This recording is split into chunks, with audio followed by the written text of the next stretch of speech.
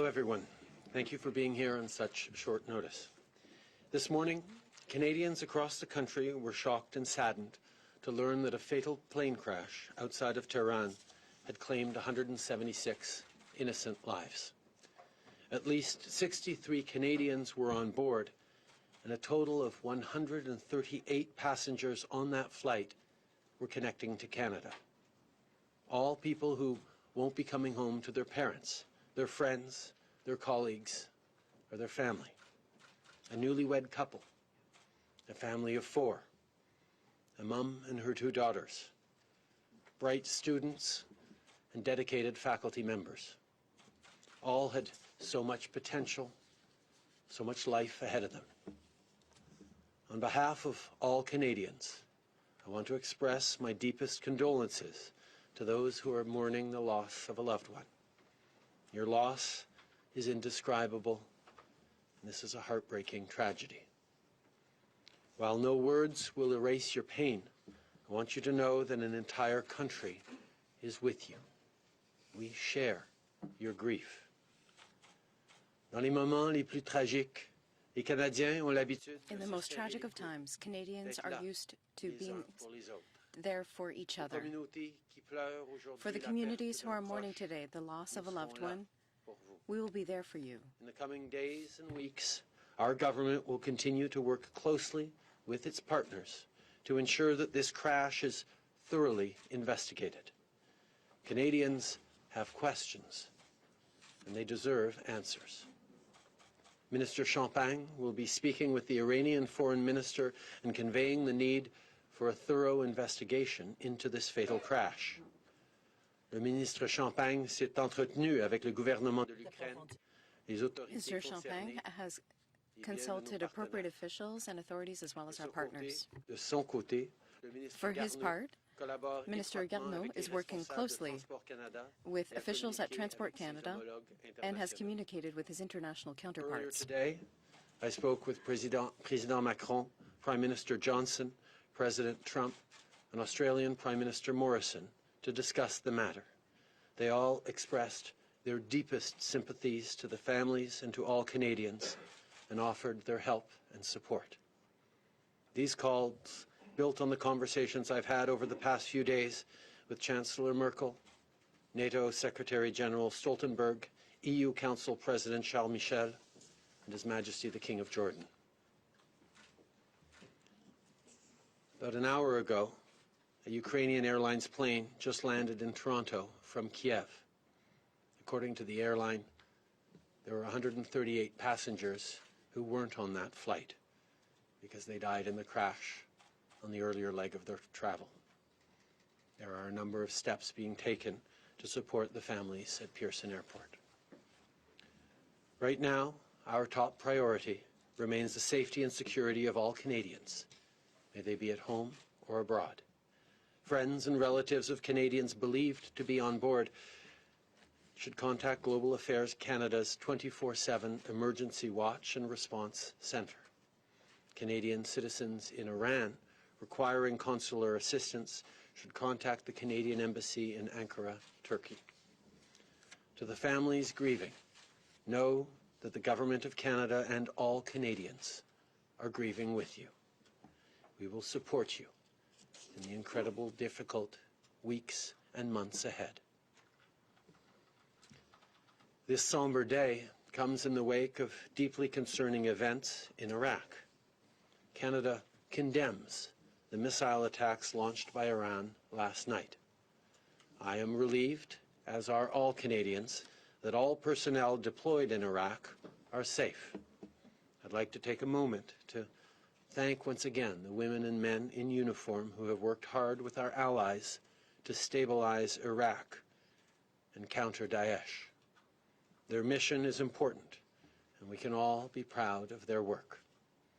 Je vous assure que nous prenons toutes les précautions I nécessaires assure you pour that we are assurer taking la all the sécurité precautions de notre necessary to personnel ensure the civil, safety of our militaire civilian, et military, and diplomatic Nous personnel. sommes en communication constante We avec are nos partenaires continuously internationaux. communicating with our Nous tenons international les partis partners, d'opposition au courant de la and we will situation keep qui opposition évolue parties présentement. updated on the Nous continuons changing situation. d'exhorter une We continue désescalade des tensions to encourage a et le dialogue de-escalation dans of la région. tensions and a dialogue Encore une in the fois, region. merci d'être Once des again, nôtres. thank you Je vais maintenant for prendre being here today, and I will now take your questions. One question, one follow, and we'll try to keep the questions and answers short so we can get as many people in. David Cochran, CBC. Hi there, Prime Minister. I know you've condemned the missile attacks that happened at the military base. I'm wondering if you can do a couple of things. Can you confirm whether there were Canadian forces on that base in danger during the attack?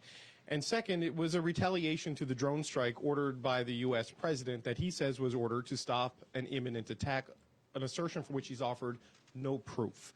Do you trust Donald Trump's assertion that the drone strike was necessary to stop an imminent attack?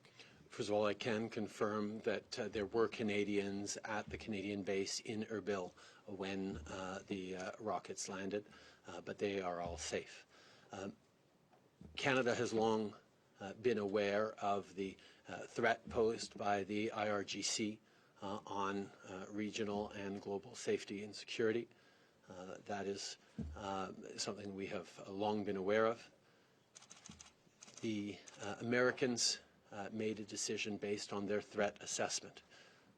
We continue to work to counter Daesh in the region. We'll continue to work to stabilize Iraq and its institutions to ensure peace and stability in the region and call for de-escalation. Repatriation of Canadian bodies and the investigation.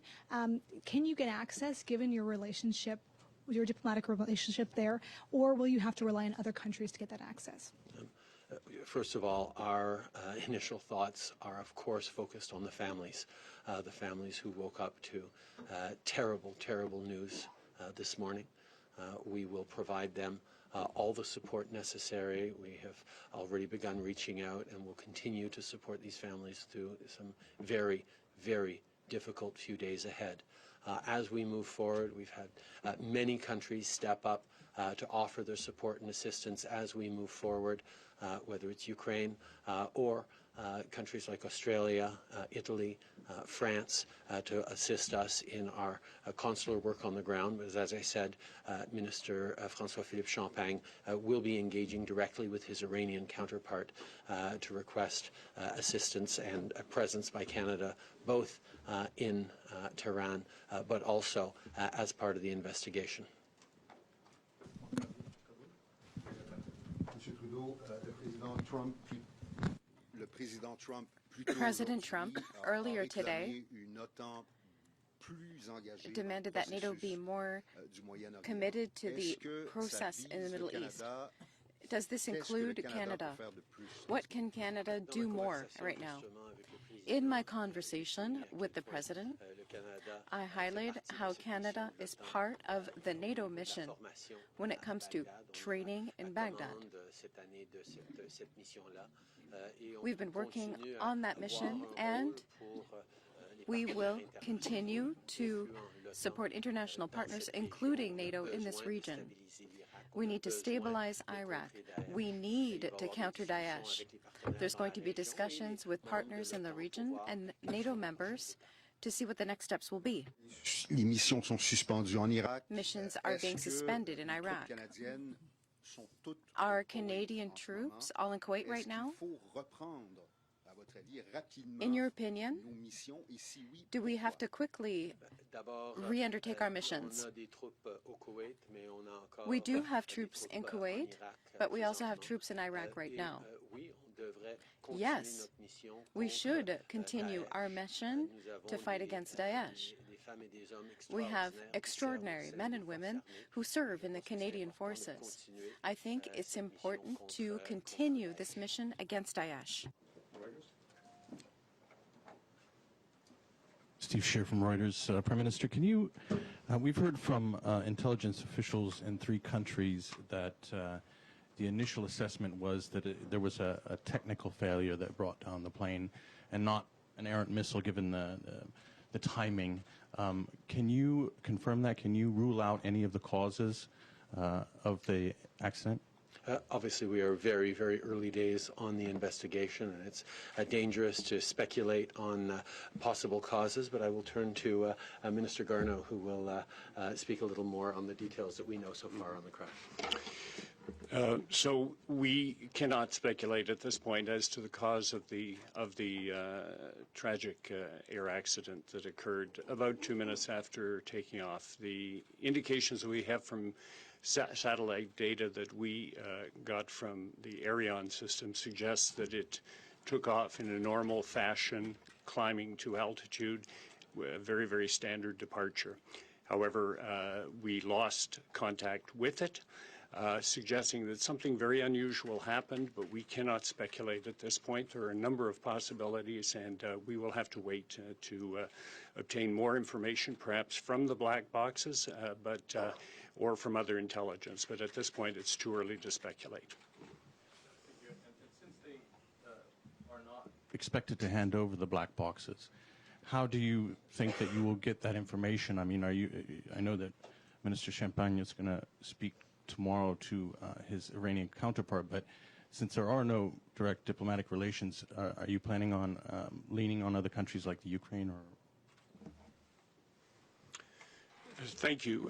First of all, Transport Canada and GAC offered to the Ukrainians all technical assistance that they might wish to try to help in the investigation of this particular accident.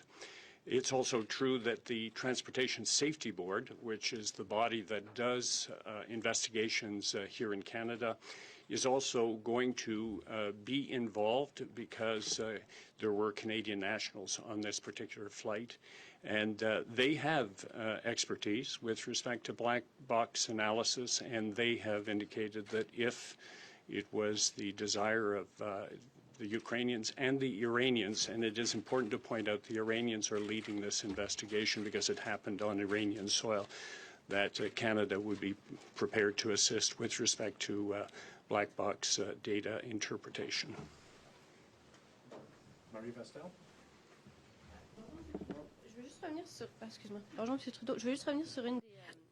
I just want to come back to one of the answers you gave to one of my CBC colleagues. When you said, with this allegation that there was an imminent attack from Qasem Soleimani. Based on their threat assessment. Est-ce que vous partagez ce threat assessment? It was a threat assessment that the U.S. made. It was a threat assessment that the U.S. Was tasked with making and made. Et sur l'OTAN, vous dites on va avoir ces conversations. You said you've had those conversations. Are you open to more Canadian participation in the Middle East, or do you consider that that participation is sufficient? Canada is one of the countries that's already doing the most when it comes to the coalition against Daesh, and as I said, that we have the responsibility of leadership of the NATO training mission. I think that in the weeks and months to come, there will be conversations about what will be the way to move forward, to continue to stabilize Iraq, to continue to fight against Daesh, and that will be a conversation with our partners in the region, but also with members of the coalition and NATO.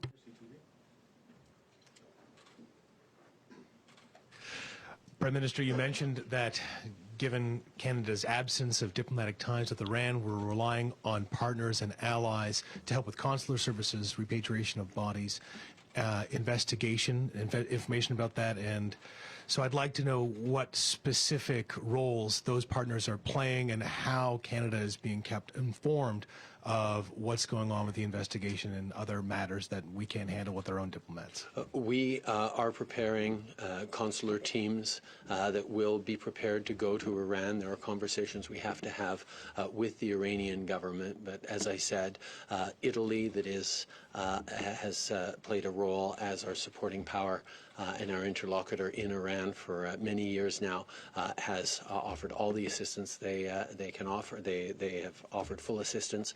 Other countries like Australia and France and Ukraine and others have also offered their support. But perhaps on that, I'll turn to the Deputy Minister at Global Affairs Canada for further discussion on that. Yes, as the Prime Minister. Oh, yeah, sorry. As the Prime Minister said, the Italy is our protecting power in Iran, and so they will. We have an agreement with them under which they will provide diplomatic representation for us with the government of Iran. We're also reaching out directly to the government of Iran, and Australia and France have also offered their support for us in matters of logistics and that sort of thing. So we are working actively with our friends and allies to put the support in place that we need to provide for the families.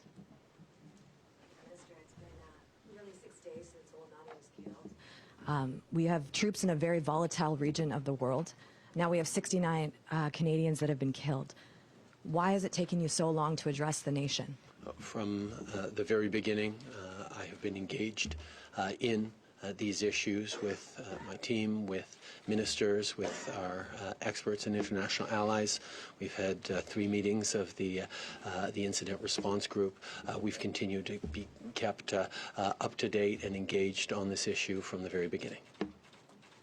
Spoken directly to Canadians. I'm here today to express my deep grief and condolences for the families who've lost loved ones following this terrible crash earlier, actually last night, and we will continue to support these families through these difficult moments that will extend over the coming days and weeks.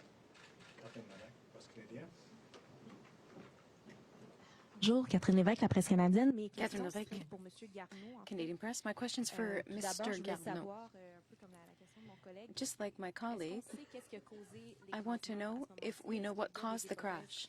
Are there any hypotheses that we can set aside right now? I would say that no, we do not know the cause. We know that something sudden occurred, but we do not know the cause.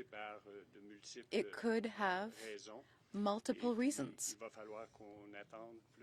We will have to wait for more information before being able to determine the cause. And it's important not to speculate at this point. Earlier today, the government said that it would try to get all the answers for Canadians because there were many deaths. But now Iran is going to lead the investigation. How will Canada ensure that it gets all of the answers available?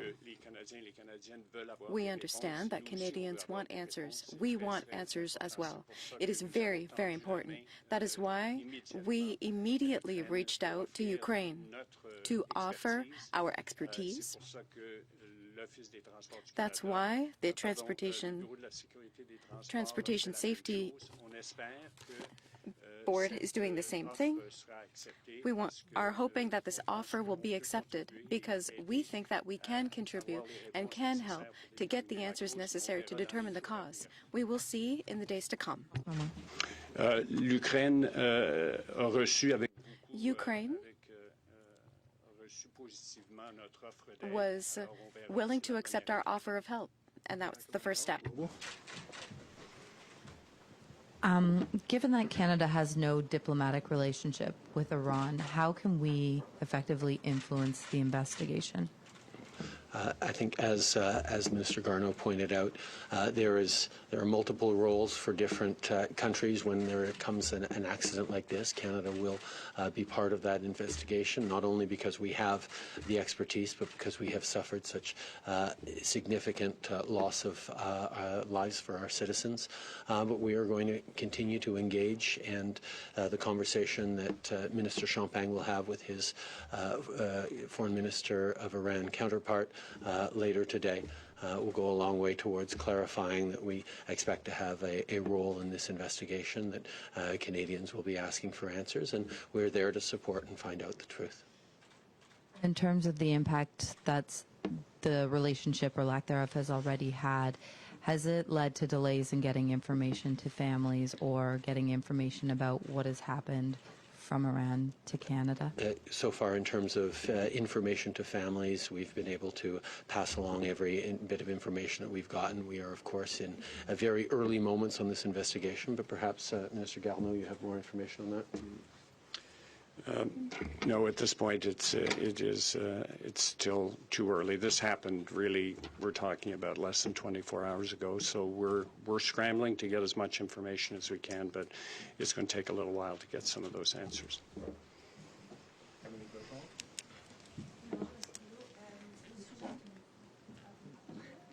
Bonjour, Monsieur Trudeau. Au sujet des troupes qui ont été relocalisées, Regarding the troops that were relocated, who are being relocated, you didn't specify how many had been redirected to Kuwait right now, and how many remain to be moved. Could you be more specific, please?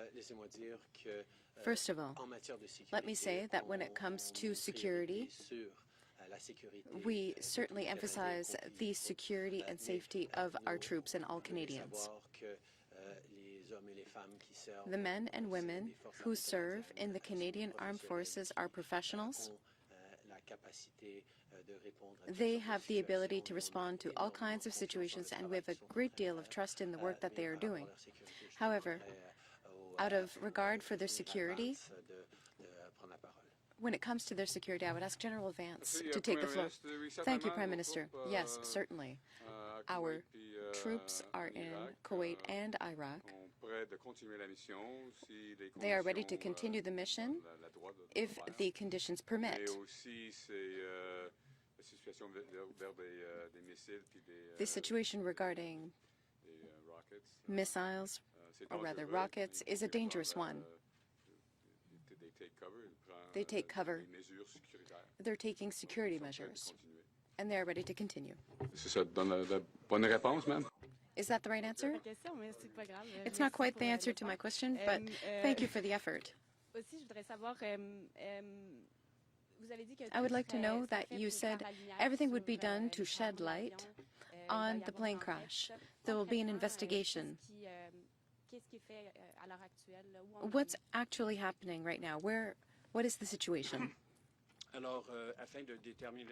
In order to determine the cause, we need information. That's what's missing. One of the sources of information is, of course, the black boxes. That could give us information on what was happening on the plane, both boxes.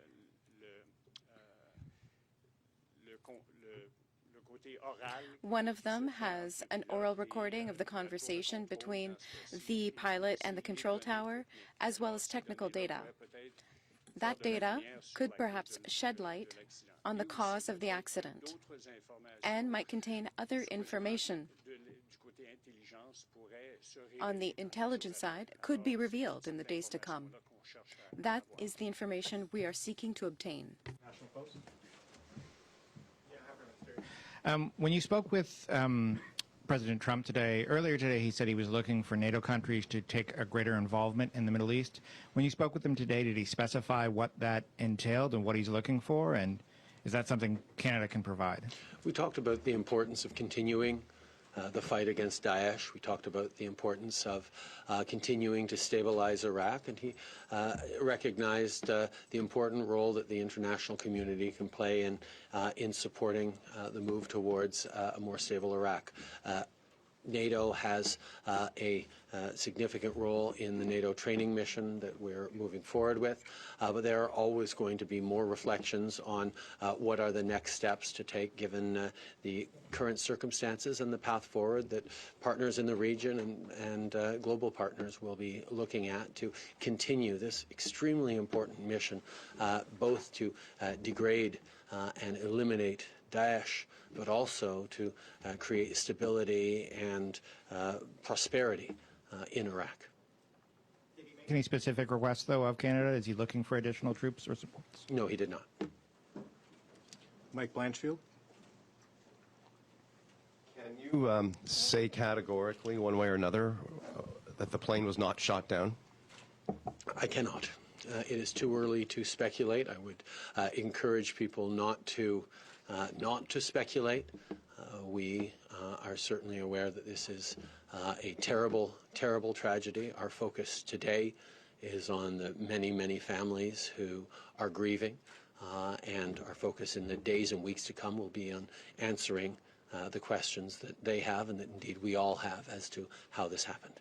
How concerned are you that the fact that we don't have diplomatic relations, that Canada has been critical of Iran in the past, how big an obstacle is that to getting an investigator into Iran as part to get direct knowledge of this and not have to rely secondhand information from allies? I am confident that we are going to be able to be part of the investigation. That is certainly something that we take very seriously, and it is something in which Canada is one of a handful of countries with a high degree of expertise when it comes to these sorts of accidents, and therefore we have much to contribute, and I'm confident that in our engagement, both through our allies and directly, we are going to make sure that we are a substantive contributor to this investigation. Bruce Campion-Smith. Prime Minister, good afternoon. Just wondering, given the heightened tensions, political and military tensions, could it be that we never get answers about the plane crash? Is that a concern of yours right now? No, I believe that there is a clear need for answers. Obviously, Ukraine has a need and a right to ask for answers. Canada is very concerned on this, but many of the citizens on that airplane were Iranian citizens as well. And there is a desire by everyone to see what actually happened, and we're going to work very hard to establish the facts of what happened. Just back to the broader security situation there and the request or the suggestion from the President to have NATO do a greater role. Given the current climate, we saw the Iraqi Parliament pass a motion about U.S. and foreign troops. Are you convinced that we're welcome there, in terms of our troops being there? And do you have a sense of when the training, when the training missions may resume? People in Iraq, including at the political level, recognize how important it is to maintain a strong presence in the fight against Daesh, that it is something that requires international support to do. There are obviously questions that are being asked and about what that will look like into the future, but there is a recognition that there is a need to ensure stability and countering Daesh in Iraq, and we will continue to focus on that. As for when the NATO mission might pick up again, Harj? So we've been discussing this current situation with our international partners, myself, Minister Champagne, and the Chief of Defense Staff, and all of us having a thorough discussion. But the first priority is always going to be force protection, given the current situation. I think we all agree that it's important to continue this mission because of the threat that Daesh pose to the country and also to our international partners. But we need to take this one step at a time. But as we move forward, we do need to keep in mind that just like before, all the decisions that we have made was with the Iraqi government, and we will continue to do so. So those discussions are going to be very important, but we will day by day look at the current situation and look at those steps. The goal is to continue on with that mission, but it's too early just yet. But those discussions are currently ongoing to determine when and how we can start that. Thank you. Okay, last question. Bill Curry, Globe and Mail. Maybe we could just a domestic question. You were on a prolonged vacation. Your government's been a bit slow to get going. So what were you doing in Costa Rica? Was it purely a personal vacation, or did you have officials there? Can you explain the long delay in government activity the last few weeks? I can assure you that from the moment the drone strike happened onwards, I was engaged with officials in briefings and in looking at what next steps Canada could play in reducing tensions in the region, in ensuring safety of our troops, and ensuring the continued success of the mission against Daesh. You mentioned you spoke to the President the last while. Did you express any concern about his approach to this whole issue over the last few days? We continue to press in all our conversations, including with the President, for a de-escalation of tensions in the region, for a path forward that will ensure stability in Iraq and a continued fight against Daesh. That is something that we all agree on. Thank you very much. Merci beaucoup tout le monde. Bonne journée. Thank you very much, everyone.